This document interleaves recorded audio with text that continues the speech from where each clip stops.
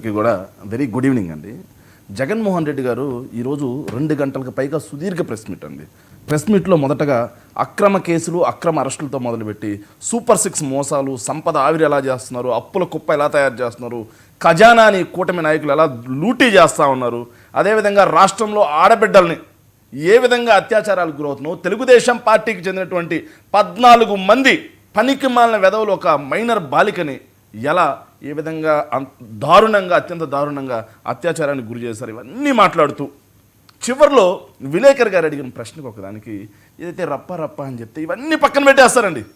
జగన్మోహన్ రెడ్డి గారు అడిగిన ఏ ప్రశ్నకి సమాధానం చెప్పరు. జగన్మోహన్ రెడ్డి గారు సుదీర్ఘ ప్రెస్ మీట్లో కాగ్ రిపోర్ట్ వేసి చూపించారు. రిపోర్ట్ వేసి చూపించి అయ్యా సంపద ఇలా ఆవిరి చేస్తున్నారు ఏందయ్యా, 1,61,000 కోట్ల రూపాయల అప్పు ఏడాదిలో చేశారు కదా.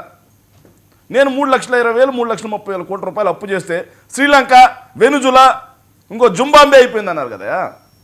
మరి 1,60,000 కోట్ల రూపాయలు ఏడాదిలో తీసుకొచ్చి ఏం చేశారు అని అడిగితే దానికి ఎవరు సమాధానం చెప్పరు సార్. ఎందుకు ఇట్లా అక్రమ అరెస్టులు చేస్తున్నారంటే దానికి ఎవరు సమాధానం చెప్పరు సార్. రాష్ట్రంలో శాంతి భద్రతలు జూన్ 11 నుంచి మొదలు పెడితే వీళ్ళు అధికారంలోకి వచ్చిన తర్వాత రోజు మార్చి రోజు ఒక ఘటన, రోజు మార్చి రోజు ఖచ్చితంగా ఘటన ఉంటుంది.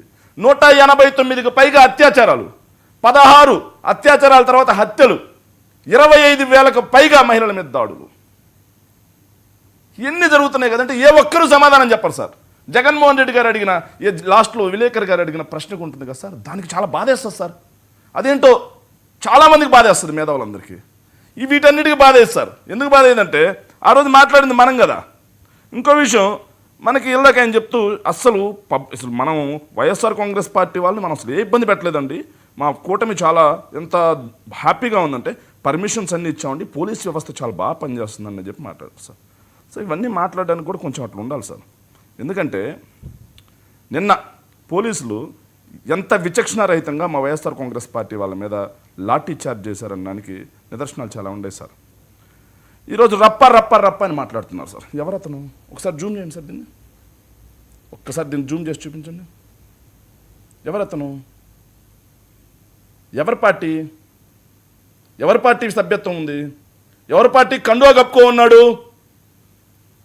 ఇది రాజకీయ కుట్ర కాదా? మీరు చెప్పండి వర్మ గారు. ఎవరి పార్టీ? తెలుగుదేశం పార్టీకి చెందిన మెంబర్షిప్ ఉంది, తెలుగుదేశం పార్టీ కండువా కప్పుకో ఉన్నారు.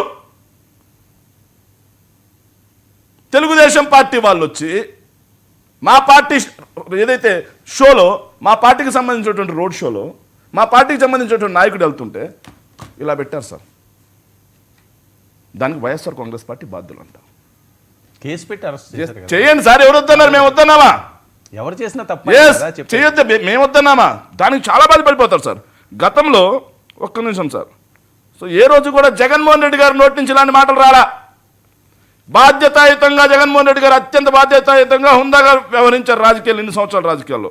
కానీ దాసరి కిరణ్ గారు బాధపడిపోతున్నారు. మన నాయకుడు అండి, మన నాయకుడు.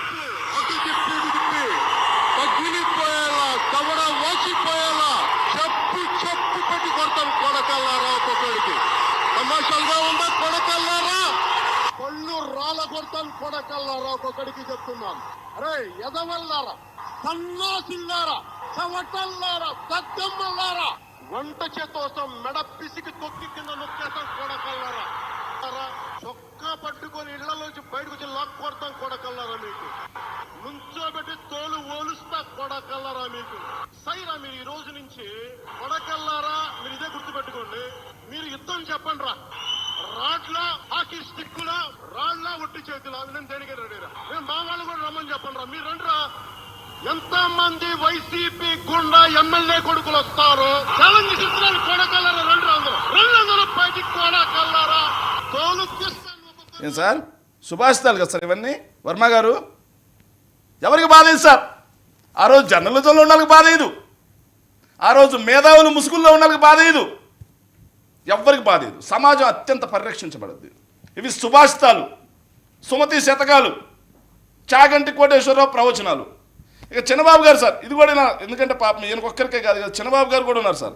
ఆయన ఇంకొక అడుగు ముందుకేశారు సార్. చంద్రబాబు గారు ఇంకో అడుగు ముందుకేసి ఆయన భాష ఒకసారి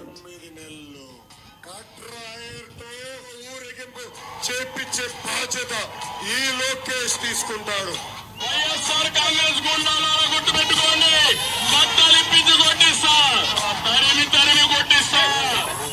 ఎంతో మంది వైసీపీ గుండా ఎమ్మెల్యే కొడుకులు వస్తారు. ఛాలెంజ్ ఇస్తున్నారు, కొడకలను రండి కొడకలను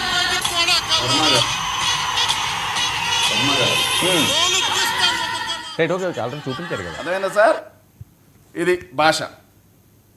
పబ్లిక్ ఇస్తాను, మీటింగ్లోకి ఇస్తాను, వచ్చి వస్తాను సార్, మీరు టైం వస్తుంది మాట్లాడదు. పబ్లిక్ మీటింగ్లోకి వచ్చి పబ్లిక్ మీటింగ్లో కూర్చొని ఇలాంటి మాటలు, ఇలాంటి మాటలు. ఏ రోజైనా జగన్మోహన్ రెడ్డి గారు పబ్లిక్ మీటింగ్లో రండ్రా నా కొడకల్లారా కుట్టుకుందాం, పీకలు బిసుకుతా, రాడ్లు తీసుకురండి, హాకీలు తీసుకురండి, ఇలాంటి మాటలు మాట్లాడలేదు సార్. ఏ రోజు చంద్రబాబు నాయుడు గారికి మాట్లాడినట్టుగా బహిరంగ సభలో ఎవరిని రెచ్చగొడుతూ కొట్టండ్రా, తరమండ్రా, నరకండ్రా అని చెప్పి భాష ఎప్పుడు జగన్మోహన్ రెడ్డి గారు మాట్లాడలేదబ్బా, ఎప్పుడు మాట్లాడలేదే. అప్పుడు సమర్థనీయం, అప్పుడు సమ్మగా ఉంటుంది.